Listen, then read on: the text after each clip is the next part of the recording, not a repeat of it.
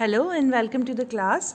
आज हम पढ़ेंगे जुरिस्डिक्शन ऑफ फॉरेन कोर्ट, जहाँ पर सेक्शन 2 का क्लोज 5, सेक्शन 2 का क्लोज 6, हमारा section 13, section 14 and section 44A, इन सब को हम पढ़ेंगे। क्योंकि आपको पता है हमने अभी तक रेस जुडिकाटा कंप्लीट किया था, तो हमें सेक्शन 12 भी पढ़ना है, मुझे पता है, वो आज स्किप कर रही हूँ। आज हम जुरिस्डिक्शन ऑफ फॉरेन कोर्ट लेकर के आए हैं। जो सेक्शन 12 है उसको मैं आपको नेक्स्ट क्लास में समझा दूंगी। तो जुरिस्डिक्शन ऑफ फॉरेन कोर्ट के अंदर सेक्शन 2 का क्लोज 5, सेक्शन 2 का क्लोज 6 बात करता है, और इसके साथ साथ इसके प्रोविज़न सेक्शन 13, 14 एंड 44A में दिए हुए हैं।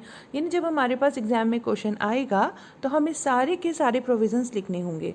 इसके अलावा सेक्शन 43 भी हमें लिखना होगा, ठीक है, वो भी हम पढ़ करेंगे कि क्या होता है।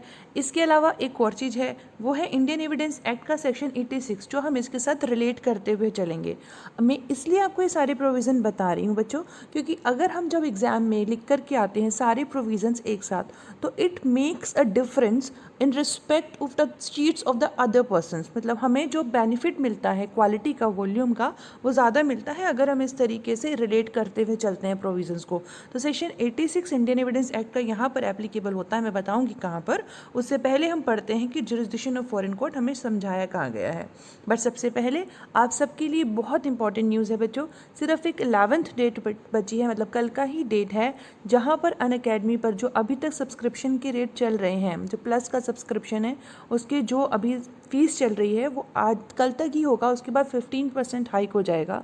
तो अगर अभी तक आपने अपना डिसीजन नहीं लिया है कि आई शुड गो और नॉट, अगर अभी तक आपको स्पेशल क्लासेस के थ्रू कुछ तो इल्म हुआ ही होगा, आइडिया हुआ ही होगा कि स्पेशल क्लासेस में ऐसा है, तो प्लस क्लासेस में what else you will gate, ठीक है। तो दैट इज़ व्हाट कि अगर आपका इंटरेस्ट है कि अभी आप करना चाहते हो इनमें इन्वेस्ट, आप चाहते हो सब्सक्रिप्शन लेना बच्चों, तो प्लीज़ बिना टाइम गवाए कर दीजिए।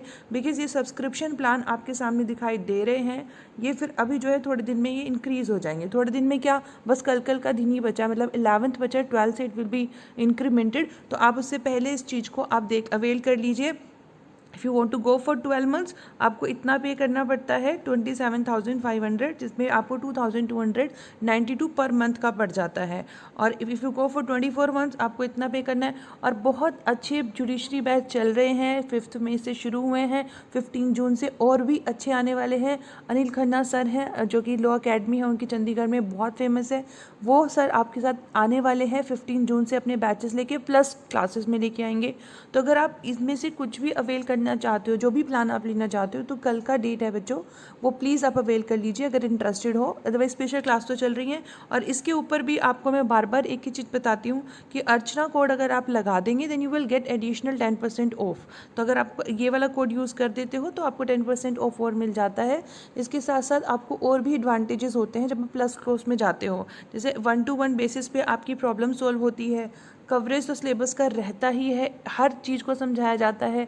आप अगर मेरा कोड यूज़ करते हो डजन मेक कि आप जो है किसी और का कोड जो है कोर्स नहीं देख सकते, आप सभी के कोर्स को अवेल कर सकते हो। जो भी प्लस कोर्स में चल रहे होते हैं अनअकैडमी पर, सारे आप अवेल कर सकते हो। और अगर कभी क्लास छूट भी जाती है कहीं पर भी, तो वो रिकॉर्डेड देख सकते हो आप। अगर 1 मंथ के सब्सक्रिप्शन के लिए जाते हो तो उससे पिछले वाला जो मंथ होता है, इट मीन्स अगर आप आज का सब्सक्रिप्शन लेते हो तो अप्रैल मंथ के भी जितने वीडियोज़ रहते हैं वो सब आप देख सकते हो। तो it will be advantages for you. Say for instance if you go for 1 month 5,000 rupees का एक मंथ के आप लेते हो, तो उस केस में आपको 10% ऑफ भी मिलेगा अगर आप मेरा कोड अप्लाई कर देंगे। और ये मंथ तो आप देखोगे, मई का मंथ तो पूरा प्लस कोर्स आप देखोगे, इससे पहले का अप्रैल का मंथ भी आप लोग अवेल कर सकते हो। तो अगर आप 12 मंथ्स के लिए जाते हो that will be more beneficial. 18 months उससे भी ज़्यादा होता है, और 24 मंथ्स, मतलब इतना ये टाइम ड्यूरेशन इतना है ना बच्चों कि आप तब तक इतने कॉन्सेप्ट्स आपके क्लियर हो जाएंगे, इतना आपका रिवीजन हो चुका होगा। मतलब आप ये देखो कि इतने टाइम में अगर आप इतना इन्वेस्ट करते हो, घर बैठ के आराम से अपने ईज़ पर, कंफर्ट पर, जब चाहे रिकॉर्डेड वीडियो दे सकते हो। ऐसा नहीं कि भाई अगर मेरी क्लास मिस हो गई, नहीं जा पाई तो अब नहीं देख पाऊंगा या देख पाऊंगी, तो ये आपके साथ ऑप्शन नहीं रहेगा आपको। बल्कि एडवांटेज है, जितनी बार मर्जी देखो, जब मर्जी देखो। नोट्स आपको hand to hand PDF format में मिल जाते हैं। मैं भी आपके साथ बार बार शेयर करती रहती हूँ नोट्स, जितने भी स्पेशल क्लासेस के होते हैं। प्लस क्लासेस में भी मेरा अभी मुस्लिम लॉ चल रहा है, तो वहाँ पर भी मैं शेयर करती रहती हूँ नोट्स। जो आपकी क्वेरीज रहती हैं, डाउट रहते हैं बच्चों के, सब क्लियर होते हैं। तो अगर आपने सब्सक्रिप्शन लेना है बेटा, कल का दिन है, आप लोग प्लीज़ देख लीजिएगा। ये सब इसके प्लान है, आप इसको ध्यान से देख लीजिएगा। अवेल करने के लिए कोड ज़रूर लगा देना अर्चना, 10% डिस्काउंट मिल जाएगा आपको। तो हम आप पढ़ते हैं अपने foreign court and foreign judgment के बारे में। तो फॉरेन कोर्ट और फॉरेन जजमेंट जैसे मैंने आपको जब इंट्रोडक्टरी क्लास लिया था तभी भी बताया था, और फिर जब हमने सेक्शन 2 पढ़ा था जहाँ पर हमने डिफरेंट डेफिनेशंस के बारे में पढ़ा था तभी मैंने आपको फॉरेन जजमेंट के बारे में बताया था। तो फॉरेन कोर्ट क्या होती है वो हमारे सेक्शन 2 की क्लोज 5 में डिफाइन है, और फॉरेन जजमेंट क्या होता है वो सेक्शन 2 की क्लोज 6 में डिफाइन है। तो फॉरेन कोर्ट इतना तो हमें जो है फॉरेन कोर्ट के नाम से समझ में आ जाता है कि मतलब विदेश में है, इंडिया में नहीं है। तो समझ में आ जाता है जिस कोर्ट को इंडिया की गवर्नमेंट ने इस्टेब्लिश नहीं किया, इंडिया की गवर्नमेंट जिस पे अथॉरिटी नहीं रखती है, outside the boundary of India है, उसको फॉरेन कोर्ट बोलेंगे। Situated outside India and not established or continued by the authority of the central government. और फॉरेन जजमेंट क्या होता है, सिंपली जो फॉरेन कोर्ट जजमेंट देती है उनको फॉरेन जजमेंट बोलते हैं। तो इतना क्लियर हो गया। फिर आता है हमारा सेक्शन 13 जो क्या कहता है, ये कहता है कि फॉरेन जजमेंट जो होंगे वो कंक्लूसिव होंगे, कंक्लूसिव होंगे। पहली बात हमें समझना है कि जब भी कोई फॉरेन जजमेंट दिया जाता है, आपने एक प्रोविज़न पढ़ा था, मैंने आपको पढ़ाया था सेक्शन 10, उसमें पढ़ा था हमने रेस सब्जुडाइज स्टे ऑफ सूट के बारे में। क्या पढ़ा था हमने कि अगर कहीं पर कोई सूट फॉरेन कोर्ट में, यहाँ पर सेक्शन 10 को भी हम देखेंगे, पेंडेंसी में चल रहा है, मतलब वहाँ पर अभी चल रही है उसकी प्रोसीडिंग, और यहाँ पर इंडिया में भी आकर कोई इंस्टीट्यूट करता है, तो वो चीज़ जो है वो चीज़ हमने पढ़ा था कि उसको बार नहीं किया गया। During the pendency of the suit in a foreign country, a person institute a suit in India, he can or she can institute the same. ठीक है, ये हमने पढ़ा। लेकिन जब हम रेस जुडिकाटा कल पढ़ के आए थे, हमने रेस जुडिकाटा की क्लास में पढ़ा था कि अगर ऑलरेडी कोई डिसाइड हो जाता है केस, फिर उसको हम दूसरी कॉम्पिटेंट कोर्ट में नहीं लेके जा सकते। तो यहाँ ये चीज़ एप्लीकेबल बच्चे फॉरेन कोर्ट में भी होती है। इट मीन्स अगर फॉरेन कोर्ट से कोई मैटर डिसाइड होके आया है, तो अगर इंडिया में फिर उसको इंस्टीट्यूट कर देगा बंदा, तो वो चीज़ गलत है, वो चीज़ नहीं हो सकती है। पेंडिंग में है तो सेक्शन 10 कहता है कि इंस्टीट्यूट कर सकते हैं, बट एक बार डिसाइड हो गया सेक्शन 11 कहता है तो अब उसको आप लेकर के दूसरी इंडिया में नहीं आ सकते। फॉरेन कोर्ट के बारे में कह रहे हैं। लेकिन अगर हम कह रहे हैं सेक्शन 13 को अगर हम टाइटल से समझेंगे तो कहता है when foreign judgment not conclusive. तो पहली बात समझिए कि हम कह रहे हैं कि फॉरेन जजमेंट जो होता है वो कंक्लूसिव होता है। कंक्लूसिव का मतलब अब इसे प्रूफ करने की ज़रूरत नहीं, काम कंप्लीट हो गया, ये कंप्लीट है। Now you have to do nothing, like nothing in this manner, कुछ नहीं करना है आपने, हो गया, कंप्लीट है, डिसाइड हो गया। लेकिन सेक्शन 13 कहता है कि किन किन मैटर्स में हम फॉरेन जजमेंट को कंक्लूसिव नहीं मानते हैं।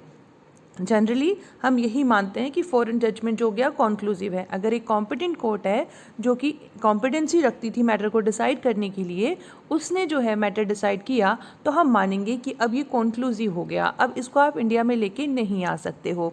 लेकिन यहाँ पर बताया गया है एक्सेप्शंस हैं, ये क्लोज ए से लेकर और क्लोज एफ तक, यानी टोटल 6 एक्सेप्शंस आर देयर, जहाँ पे ये कहा गया कि अगर इनमें से कोई भी चीज़ लाई करती है तो इसका मतलब फॉरेन कोर्ट का डिसीजन जो होता है वो कॉन्क्लूसिव नहीं होता है। इसका एक एग्जाम्पल से समझते हैं। समझिए ए और बी दोनों के बीच में एक मैटर चल रहा था जो कि फॉरेन में चल रहा था, कोर्ट कॉम्पिटेंट थी। लेकिन जो बी होता है वो डिसीजन लेके आता है अपने पक्ष में कोर्ट के थ्रू, फ्रॉड के थ्रू, मतलब कुछ ऐसा फ्रॉड करता है जिसके थ्रू कोर्ट जो होती है डिसीजन बी के पक्ष में दे देती है। अब जो ए है जो कि अग्रीव्ड है वो इंडिया में आता है, सूट को इंस्टीट्यूट कर देता है। बी बोलता है ये कॉन्क्लूसिव है क्योंकि इसको मैटर को डिसाइड किसने किया था, फॉरेन कोर्ट ने डिसाइड कर दिया था। अब यहाँ पर ए के ऊपर एक बर्डन आ जाता है, Indian evidence act burden proof किसके ऊपर आता है, डिफेंडेंट के ऊपर आता है, क्योंकि जो ये बात कह रहा है कि भाई मुझे इस चीज़ को मुझे इसको प्रूफ करना है कि जो डिसीजन है कॉन्क्लूसिव नहीं है क्योंकि ये फ्रॉड से लिया गया था। अब आप इसे प्रूफ करो कि फ्रॉड से कैसे लिया गया, आप क्यों कह रहे हो, तो that is the matter actually, कि जब है कॉन्क्लूसिव नहीं होता है किन किन कंडीशन में, तो डिफेंडेंट को प्रूफ करना पड़ता है कि जो जुडिशन है, जो डिसीजन है जो फॉरेन कोर्ट ने लिया है, वो जो जजमेंट है फॉरेन जजमेंट जो सेक्शन 2 की क्लोज 6 में, सेक्शन 2 की क्लोज 5 की कोर्ट के द्वारा दिया गया है, वो जजमेंट जो है वो कॉन्क्लूसिव नहीं है। तो उसको बताने के लिए डिफेंडेंट को अपनी बात साबित करनी पड़ेगी। किन किन पॉइंट्स पे, पहली बात तो वो कह रहा है कॉम्पिटेंट नहीं है कोर्ट, इसके पास जुरिस्डिक्शन नहीं था कोर्ट के पास इस मैटर को डिसाइड करने का। दूसरा, ये मैरिट्स ऑफ द केस पे नहीं दिया गया। अब ये मेरिट्स ऑफ द केस क्या होते हैं? मेरिट्स ऑफ द केस का मतलब क्या होता है? मेरिट्स ऑफ द केस का मतलब होता है कि दोनों पार्टीज़ को सुना गया, दोनों पार्टीज़ की बात सुनी गई, उनकी मैटर्स को एनालिसिस किया गया, उनके एविडेंस लिए गए और फिर उसके बाद में कोर्ट ने डिसाइड किया कि हाँ जी मैं इसके फेवर में दे रहा हूँ डिसीजन या मैंने इसके फेवर में देना है। अगर मेरिट्स ऑफ द केस के ऊपर नहीं दिया गया, मेरिट्स मैंने क्या होता है बच्चे? गुण होता है, क्वालिटी होती है। तो अगर बिना सुने हुए अगर किसी मैटर को डिसाइड कर दिया जाता है तो उसमें कह रहे हैं कि वो जो होता है, कहेंगे कि वो डिसीजन जो है वो मेरिट पे नहीं दिया गया। अगर एक पार्टी को मौका नहीं दिया गया उसकी बात कहने का तो कहा जाएगा कि मेरिट ऑफ द केस पे नहीं है। अब आप बोलोगे एक्स पार्टी डिक्री में भी तो जैसे होता है, एक्स पार्टी डिक्री तब होता है जब व्यक्ति को समन भेजा जाता है बार बार पर वो नहीं रिप्लाई करता, तो उसको मौका तो दिया गया ना, तो यहाँ पर मेरिट्स ऑफ द केस की बात आ सकती है। फिर आता है where it appears on the face of the proceeding to be founded on an incorrect view of international law or refusal to recognise the law of India in cases in which such law is applicable. तो जहाँ पर या तो international law के against कोई बात कह दी गई है, मतलब जो कि प्रोविजंस इंटरनेशनल लॉ के अकॉर्डिंग हर कंट्री को चलना होता है, तो अगर अग्रीमेंट्स के अकॉर्डिंग, कॉवेनेंट्स के अकॉर्डिंग नहीं चले हैं और इसके अलावा या फिर इंडिया के कोई रूल था जो कि फॉलो करना चाहिए था उस मैटर में नहीं किया, तो कह रहे हैं तो भी उस डिसीजन को हम बोलेंगे कि वहाँ पर कॉन्क्लूसिवनेस नहीं होती है। where the proceeding in which the judgment was obtained are opposed to natural justice। natural justice का क्या मतलब हुआ? natural justice का मतलब होता है रूल ऑफ लॉ की बात कह रहे हैं कि हर एक की अपनी बात को उसको सुनने का मौका दिया गया और जो बल्कि जो सारी की सारी तरीके थे, जो तरीके फॉलो करने चाहिए थे वो तरीके फॉलो किए गए हैं। ये सारी चीज़ हम डिटेल में अभी पढ़ेंगे, प्लीज़ हाँ ध्यान से। अभी मैं उसको सिर्फ एक समरी में दे रही हूँ, अभी आपको मैंने एक्सप्लेन करना है। फिर अभी मैंने आपको बता दिया फ्रॉड से डिसीजन लिया है। When it sustains A claim founded on breach of any law in force in India, और इंडिया में फॉलो किया गया कोई कानून जो है उसको तोड़ करके अगर डिसीजन दिया जाता है तो उसमें भी सेक्शन 13 कहता है फिर डिसीजन कंक्लूसिव नहीं होता है। ये देखिए object of recognising foreign judgment मतलब क्या है, क्यों हम रिकॉग्नाइज कर रहे हैं फॉरेन जजमेंट को? तो फॉरेन जजमेंट को रिकॉग्नाइज करने के लिए केस देखिए सत्या वर्सेस तेजा सिंह 1975 का केस। इसमें कोर्ट ने ये कहा, अच्छा बच्चों एक और मुझे बात बतानी है, आप में से काफ़ी लोग ने अभी तक मुझे टेलीग्राम पे फॉलो नहीं कर रखा है बेटा, तो अगर आप लोगों को इस नोट्स चाहिए, मतलब अगर आप चाहते हो PDF आपको मिल जाए तो क्लास के एंड होने पर, मतलब ये वीडियो अपलोड होने के बाद में मैं इसको अपने टेलीग्राम चैनल पर शेयर कर देती हूँ, तो आप टेलीग्राम चैनल पर से भी ये जो PDF है ले सकते हैं। और इसके अलावा मैं वहाँ पर जो रिसेंट केस लॉज होते हैं जो भी मुझे पता लगते रहते हैं वो मैं सब शेयर करती रहती हूँ। If you want to be in touch with these things तो आप मुझे टेलीग्राम पे फॉलो कर सकते हैं, कोई कंपल्जन नहीं है कि अगर आपने ये वीडियो सुनी है तो आप टेलीग्राम पे भी जाएंगे। But the thing is that if you want to take notes, if you want to have this video तो आप वहाँ पर इसको अवेल कर सकते हैं। ठीक है, टेलीग्राम का लिंक डिस्क्रिप्शन बॉक्स में मिल जाएगा आपको। तो सत्या वर्सेस तेजा सिंह 1975 के केस में कहा गया, we are a sovereign nation within our territory but it is no derogation of sovereignty to take accounts of foreign law. हम अपनी कंट्री में संप्रभुत्व हैं, मतलब संप्रभुत्वता रखते हैं, हम अपने डिसीज़न खुद ले सकते हैं, किसी और को हमें डिसीज़न देने की ज़रूरत नहीं है। लेकिन इसका मतलब ये नहीं है कि अगर कोई और कंट्री के कानून हैं हम उनको जो है रिस्पेक्ट नहीं देंगे। यानी यहाँ पर जब एक कंट्रीज़ जो है यहाँ वर्ल्ड में रह रही हैं तो एक दूसरे के प्रति एक रिस्पेक्ट होती है, दूसरे के कानूनों के प्रति रिस्पेक्ट होती है। तो यही कह रहे हैं कि अगर फॉरेन जजमेंट, फॉरेन कोर्ट कोई जजमेंट दे देती है तो उसकी एक रिस्पेक्ट कमिटी ऑफ नेशंस के लिए, ग्रुप ऑफ नेशंस की रिस्पेक्ट के लिए ज़रूरी होती है। और एक कॉम्पिटेंट जुरिस्डिक्शन है क्योंकि कोर्ट के हाथ में था न्याय देना, उसने दे दिया तो उसकी रिस्पेक्ट करनी चाहिए। इस तरीके की बात, इस तरीके का ऑब्जेक्ट रहता है। एक केस और है, ये हमारे सामने लिखा है Loucks versus Standard Oil Corporation of न्यूयॉर्क 1918 का केस।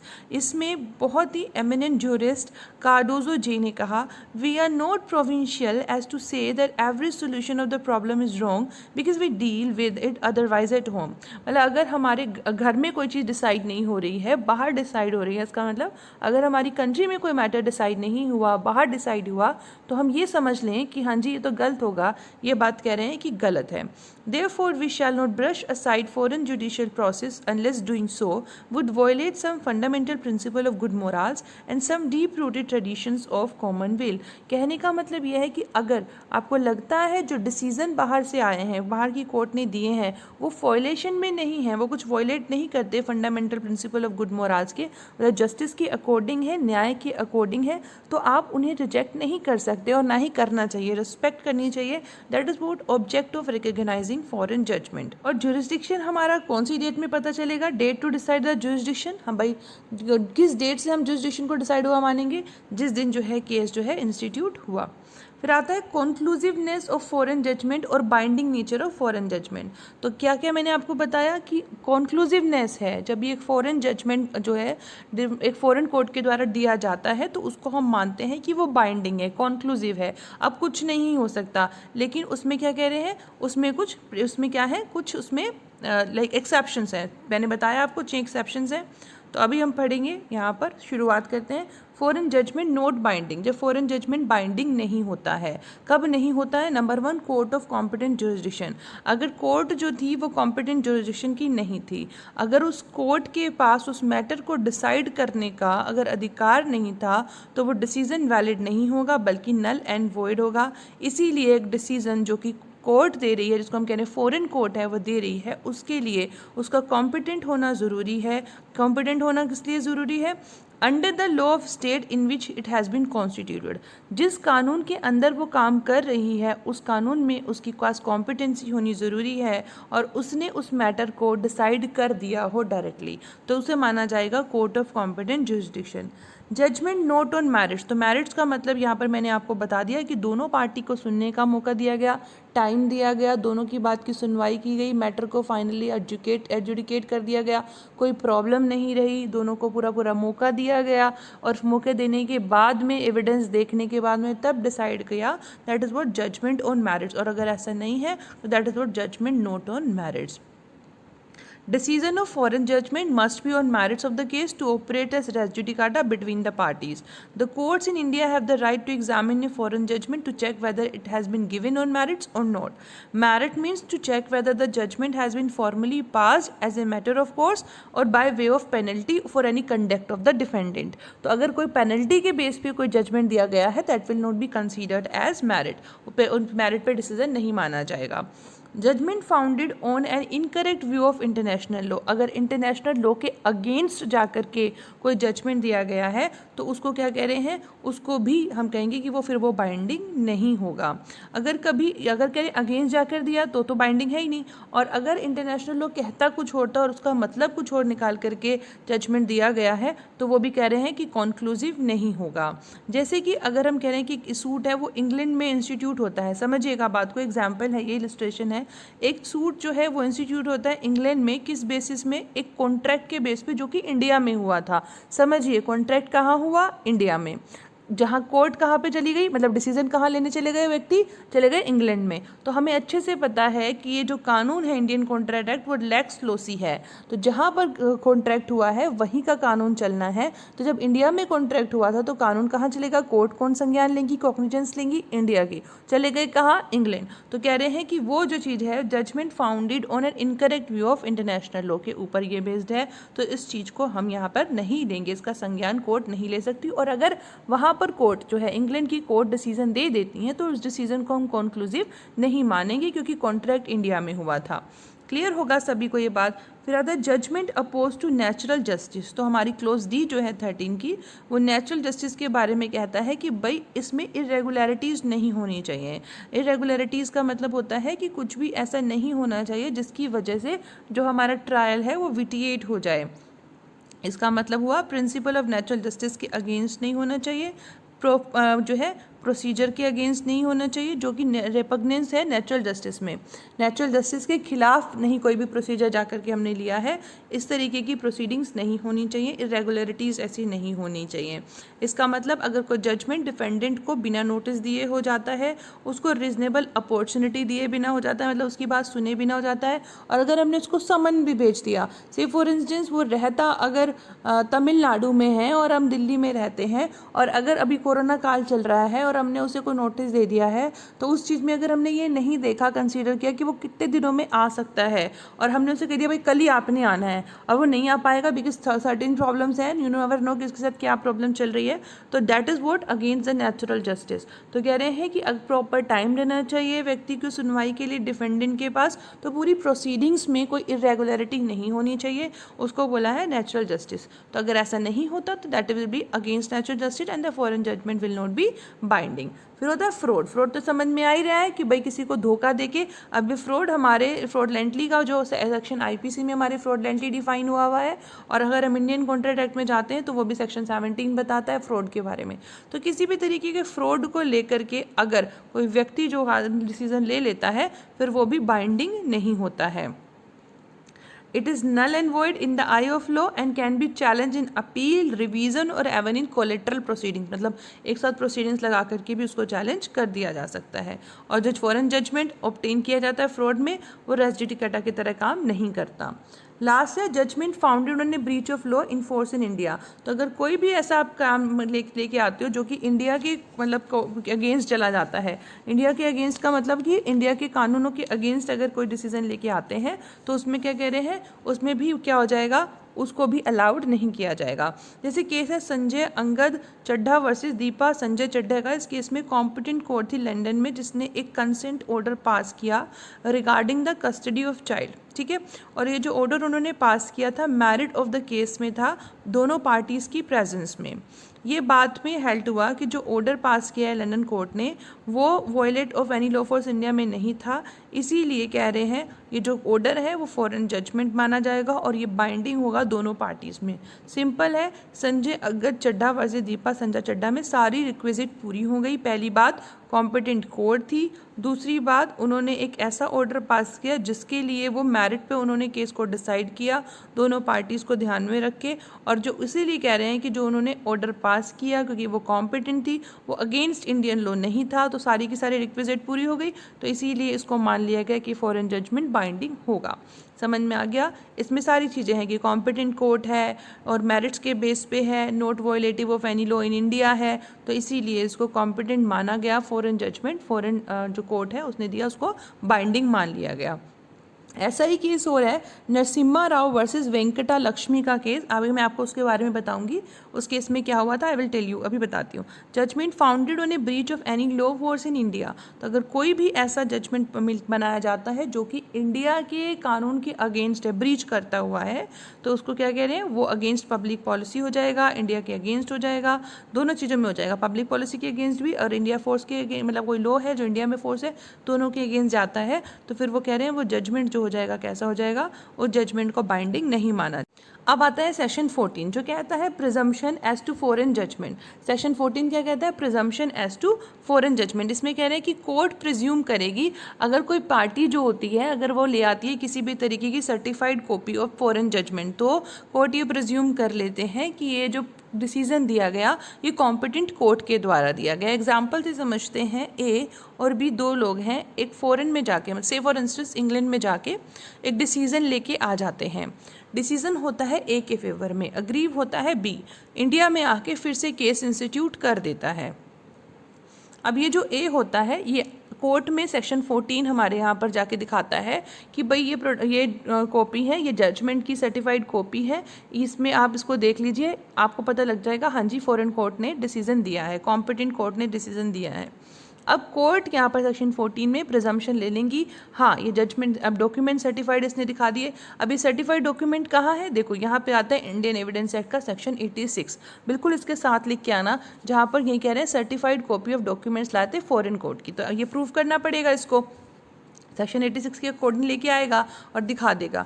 अब ये बी के ऊपर बर्डन ऑफ प्रूफ आता है कि सेक्शन 13 की जो एक्सेप्शन का अगर ये बेनिफिट लेना चाहता है, इसको लगता है कि फ्रॉड के थ्रू या फिर इंटरनेशनल लॉ के अगेंस्ट जाके इंडिया का किसी लॉ को ब्रीच करके इसने जो है डिसीजन लिया, कोई भी चीज़ इसको लग सकती है, कॉम्पिटेंट नहीं है कोर्ट तो उसने डिसीजन दिया, तो ये इसको प्रूफ करना पड़ेगा। That is what the relevancy of this section जो हम पढ़ रहे हैं। तो ये केस देखो नरसिम्हा राव वर्सेज वेंकटा लक्ष्मी है, दिस इज प्लीज करेक्ट कर लीजिएगा, लक्ष्मी है ये, तो नरसिम्हा राव वर्सेस वेंकटा लक्ष्मी 1991 का केस है। इसमें ऑनरेबल सुप्रीम कोर्ट ने हेल्ड किया कि सिंपली प्रोडक्शन करना एक photostat copy of a decree of foreign court enough नहीं है, it is required to be certified by the representative of the central government of the country. कि एक व्यक्ति अगर सिर्फ क्या करता है, एक फॉरेन कोर्ट की डिक्री की जो है कॉपी को जो है प्रूव कर देता है या ले ला के दे देता है सर्टिफाइड करके, तो कह रहे हैं कि मतलब अगर व्यक्ति जो होता है सिर्फ एक जो है प्रोडक्शन करता है वो हम नहीं लेंगे, लेकिन अगर वो सर्टिफाइड होती है, क्योंकि इसमें लिखा हुआ है सर्टिफाइड कॉपी होना जरूरी है, तो certified by representative of central government of country है तो ही उसको मानेंगे। केस के फैक्ट देखो, क्योंकि ये foreign judgment obtain by fraud जो हमारी क्लोज 5 थी सेक्शन 13 की, वहाँ पर भी ये केस चला जाएगा। इस केस में क्या हुआ था कि एक हस्बैंड ने एक डिक्री जो है ली थी, किसकी, डिवोर्स की, वाइफ के अगेंस्ट जाके अमेरिकन कोर्ट से एक डिक्री ले ली थी। ए और बी दो व्यक्ति थे, ए मतलब हस्बैंड और बी वाइफ। ए ने क्या किया, अमेरिका में एक केस इंस्टीट्यूट किया और वाइफ के खिलाफ जो है उसने एक डिक्री ले ली डिवोर्स की, और फिर कहाँ से, अमेरिकन कोर्ट से, क्योंकि वो रेजिडेंट था अमेरिका का। फिर उसने एक सी नाम की महिला के साथ शादी कर ली। अब बी ने क्या किया, उसने एक क्रिमिनल कंप्लेंट फाइल की, मतलब इसने वाइफ ने इसकी ए के खिलाफ कि उसने सी के साथ मैरिज किया, तो उसने ए और सी दोनों के खिलाफ बाइगेमी का अपना 494 IPC का जो है क्या किया, एक मुकदमा डाल दिया। अब ए और सी ने जो फाइल किया, ए और सी ने एक एप्लीकेशन लगाई कि इसको डिस्चार्ज कर दिया जाए। अब यहाँ पर इस चीज़ को कोर्ट ने डिसमिस किया एप्लीकेशन को, क्योंकि सुप्रीम कोर्ट ने ये कहा कि decree of dissolution of marriage जो दिया गया था वो विदाउट जुरिसडिक्शन था कोर्ट के, क्योंकि ना तो शादी उन लोगों की ए और बी की अमेरिका में हुई और ना वो दोनों लोग जब ये तलाक लिया गया वहाँ रहते थे, तो इसीलिए ये अनएनफोर्सिएबल होगा। जब शादी इंडिया में हुई है तो तलाक भी इंडिया में ही होगा। ठीक है, तो ये आपका केस जो है आपको कहीं कहीं बहुत जगह देखने को मिल जाएगा, बहुत जगह काम आ जाएगा। सेक्शन 13 की क्लोज 5 में फ्रॉड में भी आ जाएगा, सेक्शन 14 में भी आ जाएगा कि भैया फोटोस्टेट कॉपी ले आओ तो काफ़ी नहीं है, representative of the central government of country के द्वारा जो है आपको सर्टिफाइड होना चाहिए ऑफ दैट कंट्री जहाँ से आप लेके आए हो, उसके द्वारा। इस केस में कहा गया नरसिम्हा राव वर्सेस वेंकटा लक्ष्मी के केस में। Foreign judgment and res judicata ये हमने पढ़ी लिया। अगर सेक्शन 13 की क्लोज 6 के अंदर नहीं आता है, मतलब 6 क्लोजेस में से कहीं पर भी एप्लीकेबिलिटी नहीं होती है, वो एक्सेप्शंस में नहीं आता, तो वो कॉन्क्लूसिव मान लिया जाएगा और वो रेस जुडिकाटा होगा, उसको फिर आप नहीं ऊपर दोबारा से लेकर के आ सकते।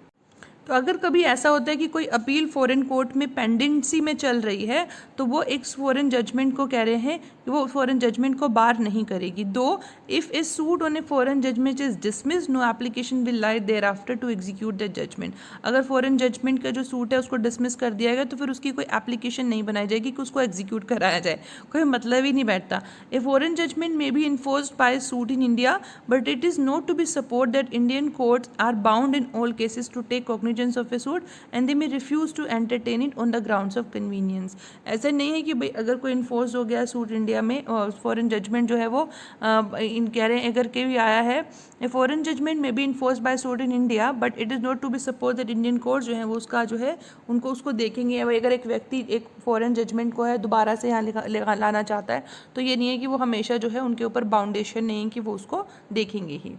फिर आता है सेक्शन 44A, क्योंकि सेक्शन 44A जो है वो बात करता है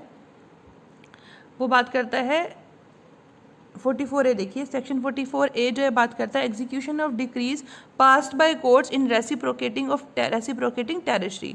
तो एग्जीक्यूशन कह रहे हैं एग्जीक्यूशन ऑफ डिक्री जो कि पास की जाती हैं रेसिप्रोकेटिंग टेरिटरी के द्वारा वाली कंट्री में, तो वो किस तरीके से उनका एग्जीक्यूशन होगा। तो उसमें पहले समझाया गया एक्सप्लेनेशन में कि रेसिप्रोकेटिंग टेरिटरी क्या होती है। रेसिप्रोकेटिंग टेरिटरी ये होती हैं ऐसी टेरिटरीज जिनको कि central government by notification official gazette में डिक्लेयर करती हैं कि रेसिप्रोकेटिंग टेरिटरी है।